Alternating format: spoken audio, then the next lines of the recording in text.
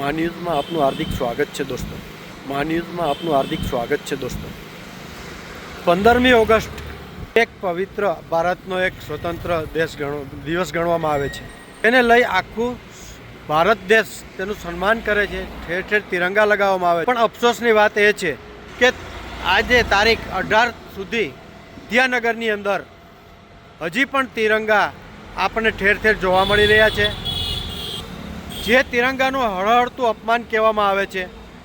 આપ જોઈ શકો છો તે પ્રમાણે એક રાષ્ટ્રધ્વજનું જે ગરિમા હોવી જોઈએ તે પણ કોઈ જાળવવા તૈયાર નથી. માત્ર ને માત્ર જ્યારે કોઈ પ્રસંગ આવે ત્યારે ફોટો સેશન કરાવવા અધિકારીઓ આવી અને એસી ચેમ્બરમાં બેસી જાય છે. કરમસદ આણંદ નગરપાલિકાના પદ અધિકારીઓને એ પણ ધ્યાન નહીં હોય કે આજે તારીખ 17 ને 18 જે 15મી ઓગસ્ટ ગયા ને એને આજે 3 દિવસ વીતી ગયા છે. જે સંવિધાન પ્રમાણે 24 કલાકની અંદર રાષ્ટ્રધ્વજ ગમે એ જગ્યાએ ત્યાંથી ઉતારી લેવામાં આવે છે.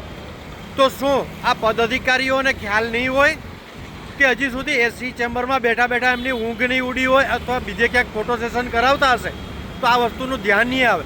હું મારા કેમેરામેનને કહીશ કે આપને પાછળના દ્રશ્યો બતાવે કે જેની અંદર હાલની તારીખમાં વિદ્યાનગર રોડ ઉપર અઢળક તિરંગા હજી રોડ ઉપર ફરકી રહ્યા છે, જેને લઈ ક્યાંક ફાટવાની બીક છે, ક્યાંક કબૂતરો એની પર બેસે.